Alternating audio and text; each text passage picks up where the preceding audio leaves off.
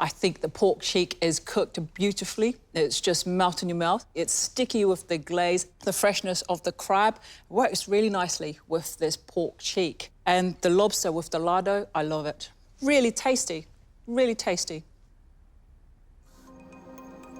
Ollie's spaghetti bolognese-inspired dessert is a tomato bavois, a set whipped cream flavoured with honey and tomato juice and filled with tomato jam, sitting on a shortbread biscuit and dusted with tomato sherbet, with compressed strawberries, sweet Sicily curd and a lovage jelly, puffed pepper noodles, and a tomato and lovage granita. Ollie, I really like the craziness of your presentation, because you get served that and you're like, wow, what am I going to experience here?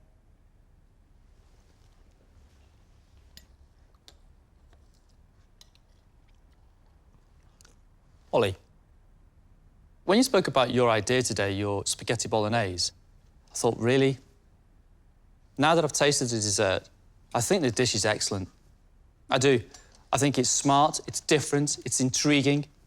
This granita is delicious. You've got the perfect balance of tomato, sweet, herbs running through it, the lovage on the plate, the crunch of the biscuit, the beautiful idea of the pepper spaghetti sitting on top. It's fascinating. For me, it's excellent. Every mouthful starts off like it's going to be savoury and then very quickly becomes an absolutely exquisite dessert with heady flavours of strawberry. I've got the honey that keeps on dancing across my tongue. I believe this to be a work of real genius. Real genius. Using the inspiration of spaghetti bolognese to make a dessert. You nutter.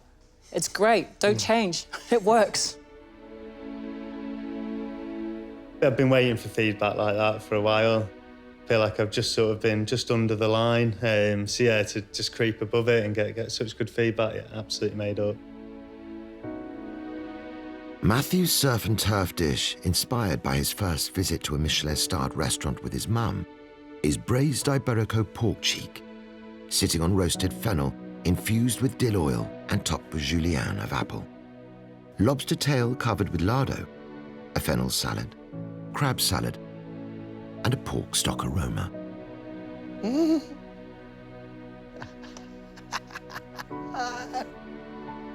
Finished with a lobster bisque and dill oil.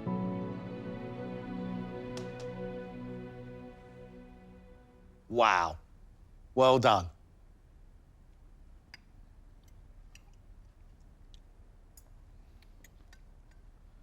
I think the pork cheek is cooked beautifully. It's just melt in your mouth. It's sticky with the glaze. The freshness of the crab works really nicely with this pork cheek. And the lobster with the lardo, I love it. Really tasty, really tasty.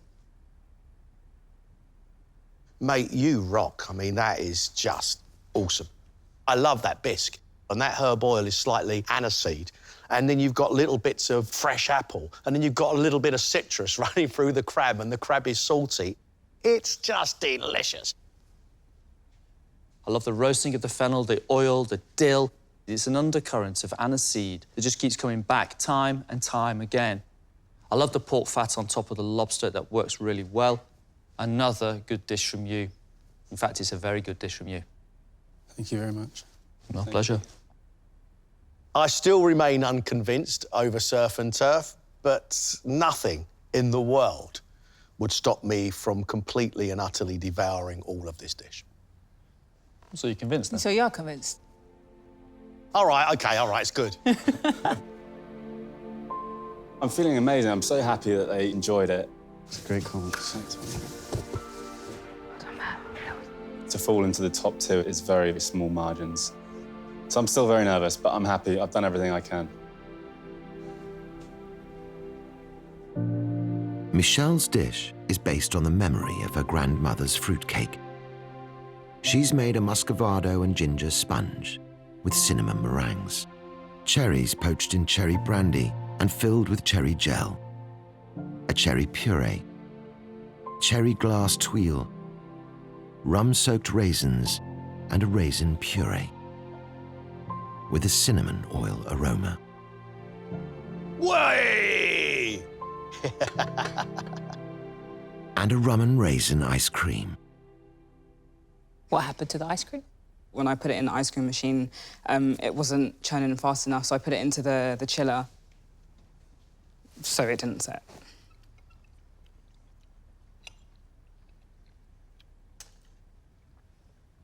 The lightness of the sponge is absolutely delicious. The cherries, the freshness, love the cherry puree, love the little meringue on the plate as well. There's a lot about this dessert I really do like. But your rum and raisin ice cream, it hasn't set, unfortunately. The cake is delicious. You can taste the spices, the ginger and the cinnamon. The rum and raisin ice cream, I'm disappointed it hasn't set, but it is delicious. You've got a huge hit of rum. And if you take a little bit and you try it with this raisin puree and a little bit of the cake, it's a great tasting dessert. Cherry, ginger, rum and raisin are a great idea.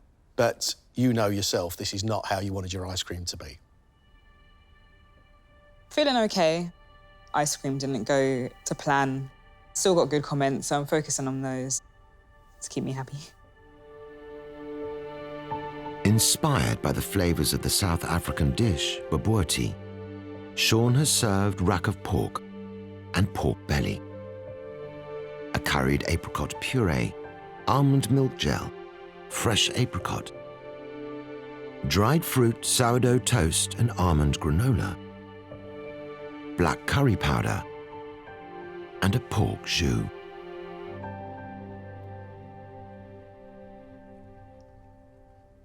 Sean, if that's the national dish of South Africa, then that's where I'm going on holiday. I think it's absolutely delicious.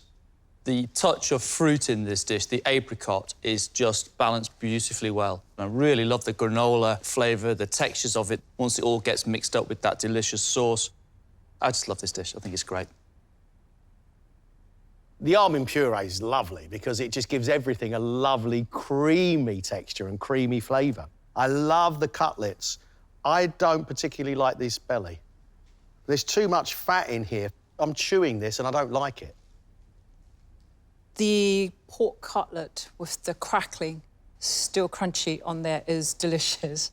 The apricots bring a bit of sharpness to the plate, and what I think is really clever is using the curry powder as a seasoning. It brings a point of difference to it. Really tasty, really tasty. Yeah, that was great. This dish is very personal to me and my family. To get that feedback, amazing.